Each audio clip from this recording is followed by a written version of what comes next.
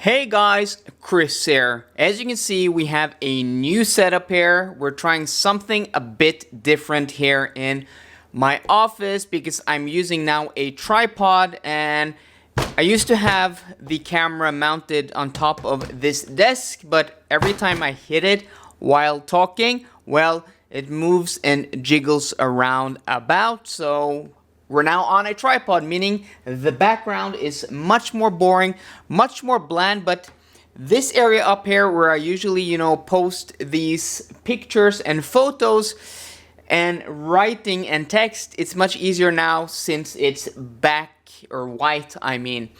Well, but today's topic is my new car, the new car I bought, and to many people's disappointment, maybe I'm moving away from a Volvo. But before you go ahead and dislike and thumb down the video, hear me out. But before we, move into today's topic, if you guys aren't subscribed to the channel, and I know that I'm saying I'm moving away from Volvo and then asking you guys to subscribe, I'm still gonna have a lot of Volvo content. This is mainly a Volvo channel, and Volvo is one of the brands that is nearest to me, and I like Volvo, and I'm gonna follow Volvo, and we're gonna feature more Volvo stuff here. So don't you guys worry. But if you aren't subscribed to the channel, please hit that subscribe button down below. I'm really trying to hit that 10,000 subscriber mark before the summer is over, and your subscription is much appreciated. And also,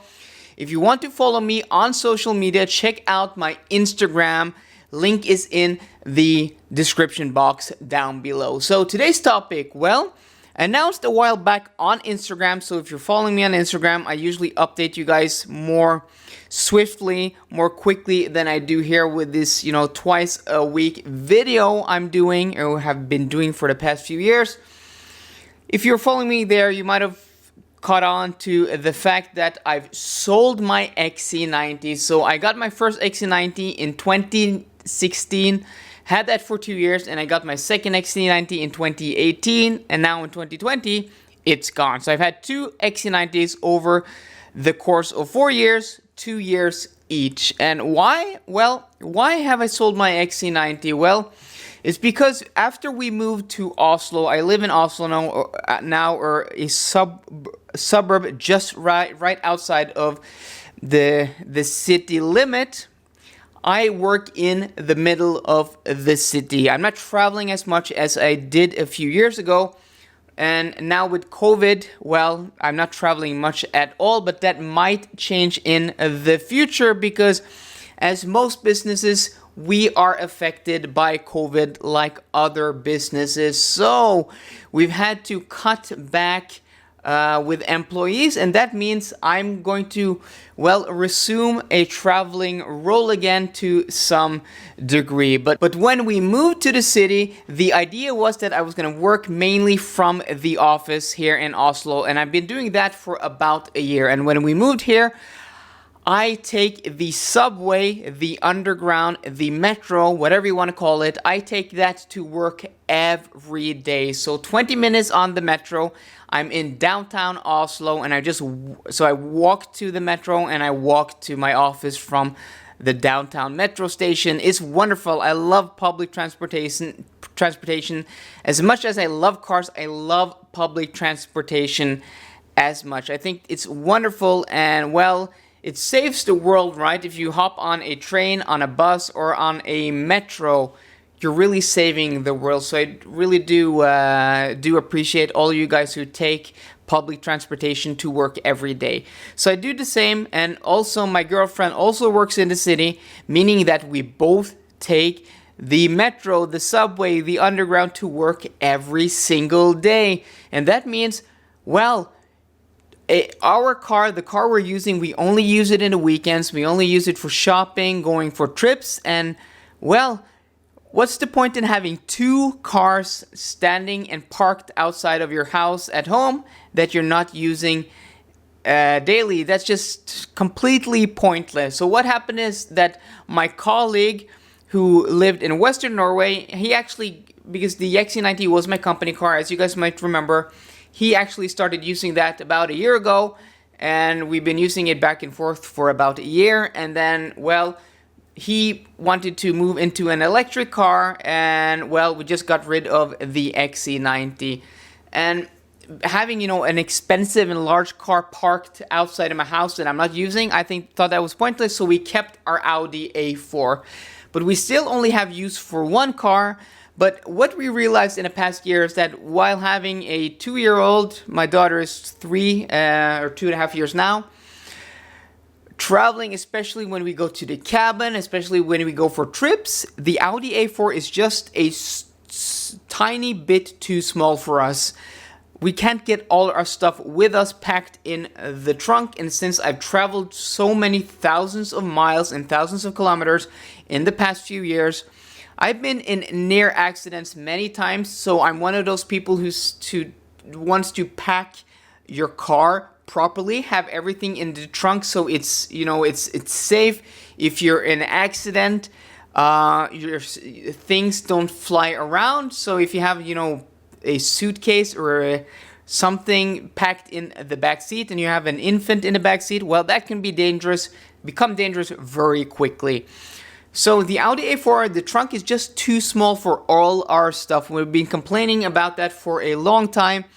And well, we could have, you know, sold the A4 and then, you know, just used the XC90. But the XC90 is, well, we're not using the car as much as we did before. And well, it was just pointless. And at this point, we've had 2 XC90s.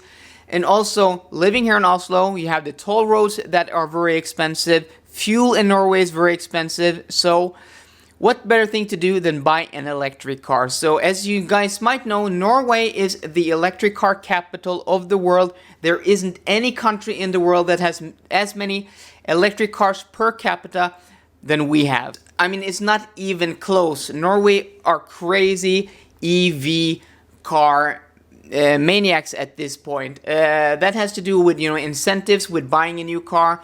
You know, rebates and tax free purchasing.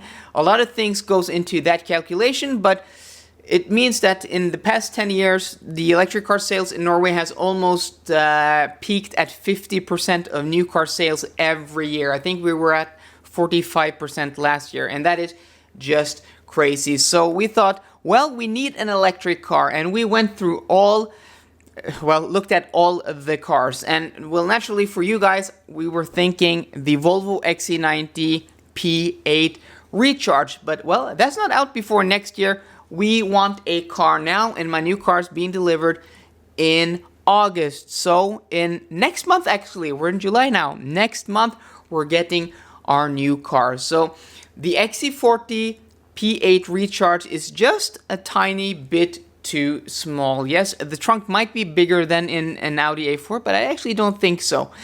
The footprint is much smaller. The car isn't as wide, so that car is just too small for us. And also, a Tesla Model S is just too big on the exterior, and we wanted an SUV because we wanted, you know, the higher ground clearance, especially in wintertime, going to the cabin. It's just more practical in a country like Norway to have higher ground clearance. And then we looked at the Tesla Model Y. That's not out before next year. And I'm not a big fan of Tesla build quality. And, well, interior and exterior, there have been a lot of build quality issues. Nothing about reliability, but build quality.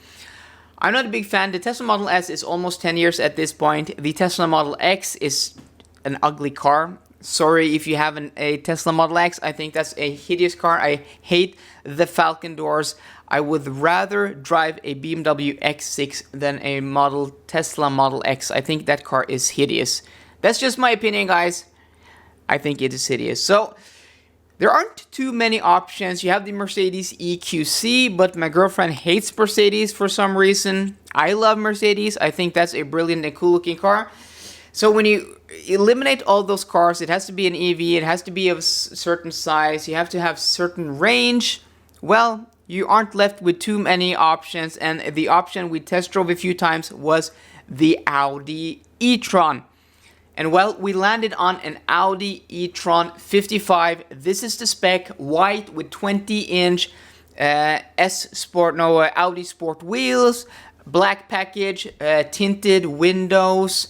I think it looks amazing. So with the black grille, with the black roof rails, black details around the windows, black details on the front and rear bumper, also on the sides.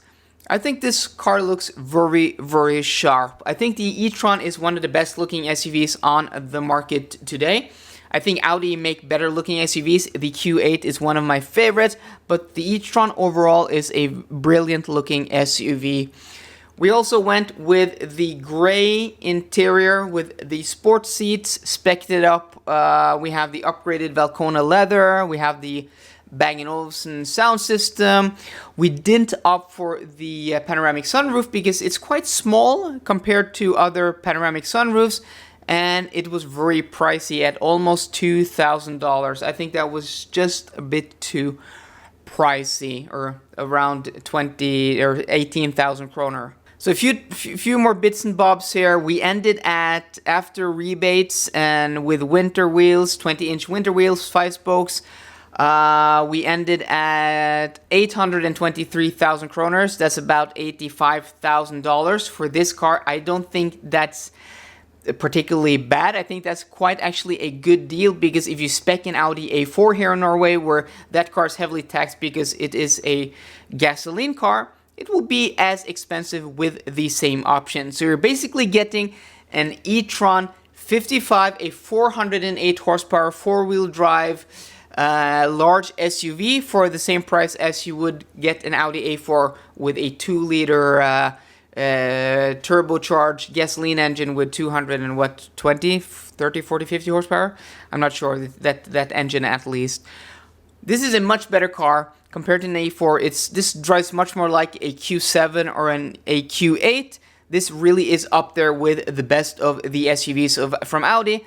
The ride and handling is just superb. The battery pack in the floor gives it a low center of gravity. The air suspension, I've said this before, the Audis just ride superbly on air suspension. This car is no exception. So all in all, we went for the e-tron 55, though it was about a $15,000 delta from the 50. You get the range of 430 kilometers WLTP compared to 300 kilometers for the 50. Conversion to miles on the screen. So that's our new car. Very excited to have an EV. And well, when Volvo come with a larger EV, we might change out this for that, or have one in addition. But where we live now, where we work, I don't think that will be the case. We'll probably have one car for the foreseeable future.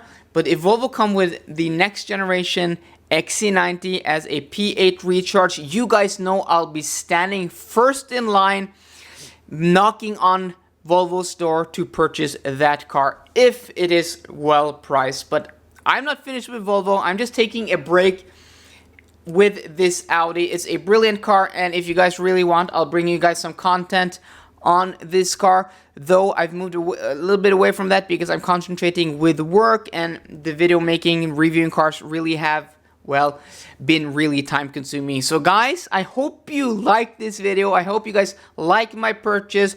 If you have a better suggestion to what I should have bought, let me know in the comments section down below. So if you like this video, please drop me a thumbs up down below. And for more car content, as always guys, please subscribe. See you guys later, and goodbye.